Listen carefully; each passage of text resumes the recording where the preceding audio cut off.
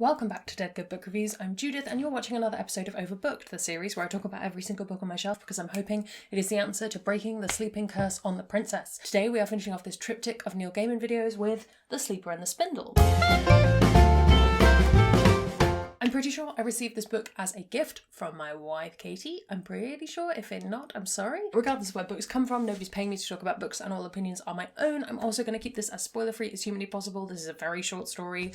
I don't think it would matter too much if it was spoiled for you, but it's a more enjoyable experience if not. But if you do want to go in knowing absolutely nothing, I suggest you pause this video, go away, read it, it won't take you very long, come back and we'll have a chat about it then. Sleeper and the Spindle first came out in 2013, I believe. There are a few versions of it floating about. This is mine, it's the hardback version. It has this fun translucent cover, which when you open it reveals this rather beautiful illustration. I'm going to try and take some B-roll of the book so that you don't just have me holding up to the screen, but I reserve the right to completely forget about that. That lovely illustration is of course by Chris Riddell, so let's talk about it. I think it's Riddell and not Riddle, I believe. I'm going to say Riddell. The story for this is by Neil Gaiman, but I've talked about Neil Gaiman enough over the last couple of weeks. Let's talk about Chris Riddell. Chris Riddell is a South African-born English illustrator, children's book author, political columnist, all around everything. I first encountered his illustrations when I was reading The Edge Chronicles, which are probably the books I've read the most over the entirety of time, I would say, and I absolutely love his art style. It's so distinctive. If he ever wants to draw me as a librarian knight, I will pay you all of my money. I will give you my firstborn, even though she's pretty cute.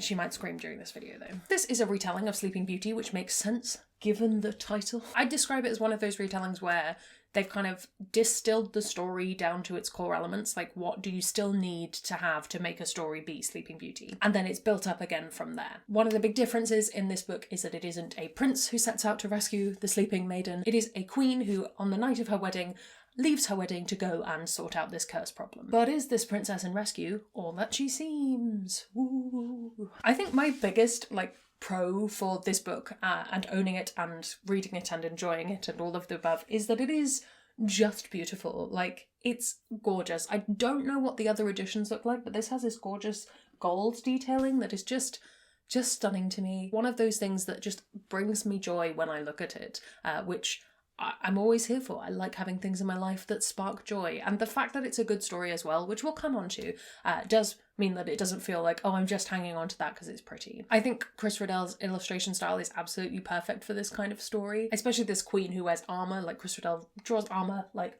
it's so great. I will insert some footage so that you may enjoy it, but it is just fantastic.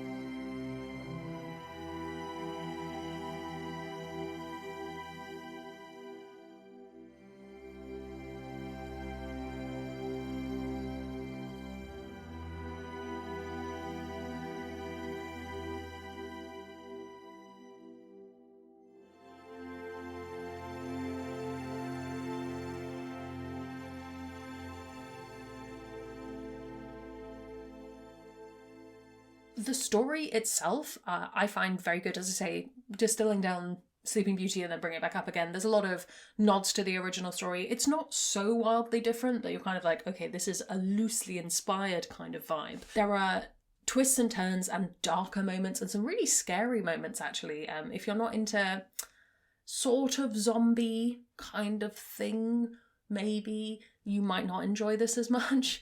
Maybe. But the actual writing is really good fun. It's Neil Gaiman's kind of fairy tale style of writing, similar to Stardust that we talked about last week. I think I would pitch it as adults can read this and have a great time, especially if you like fairy tale kind of stuff, and kids who aren't too scared of stuff. There was a time in my life when I was scared of everything, and this book would not have been good for me then. But it's not scary. It's just kind of like eerie. But I think one of the reasons that works is the way the illustrations are a part of the text. It's kind of a collaborative approach, as I say, not looked at any other versions, but certainly in this version, their sense of anticipation and building tension really comes through with the way the illustrations are put together and the way that they appear on the page. I think it all plays together to make it a full reading experience rather than just like a book and some pictures, which is often something I really struggle with as someone who reads very fast. Is I'll whiz through a book and I'll be like, okay, great, and then I'll think, oh, I didn't look at any of the pictures in that. The pictures were secondary to my life, whereas the way that they fit into the text here, they're a part of the story and you have to kind of read them as well. This is a book that really sticks with me, which I wasn't expecting. Usually with shorter things, I read them, I'm done, great, move on. But I think about a lot of the stuff that happens in this story quite often, not kind of like lying awake at night thinking, my goodness, but just in terms of when I'm thinking about fairy tales or when I'm thinking about interesting twists and things, this comes up. But is it queer baiting? And this is something I really struggle with this book, and I think it's mainly based on this cover. I will put up the cover, it's not this version, but this cover, and this is an illustration from the book. Great. I think this is very misleading, personally, in terms of I don't think there is LGBT rep in this book at all. I don't think there is WLW rep in this book. I just don't think so. And it frustrates me, presumably from a marketing side of things. That's what they've decided to go with. I don't know, it just feels a bit dishonest to me, I guess. You can do what I typically do, which is just add a full queer reading lens on top of it and read it that way and choose to ignore the fact that it's never really mentioned at all. It's probably my biggest criticism of this book. And to be honest, without that cover, it would have been fine. Like, this version doesn't bother me, but that version really does. I found this really funny question on Goodreads and it cracks me up, and just enjoy. The other reason I can think of that you might not enjoy this is if you really don't gel with this style of fairy tale telling. We talked about it last week with Stardust. If you don't like that, you're probably not going to like this. That's fine. I think you probably know if you're going to want to read a short story fairy tale based on Sleeping Beauty. If none of those things appeal to you, don't pick this up. Even if you're the biggest Neil Gaiman fan in the world, it's fine. And my last thing is not necessarily a criticism, just kind of a fact. I think that the illustrations are better than the words, and that's possibly just my own bias towards Chris Riddell's illustrations.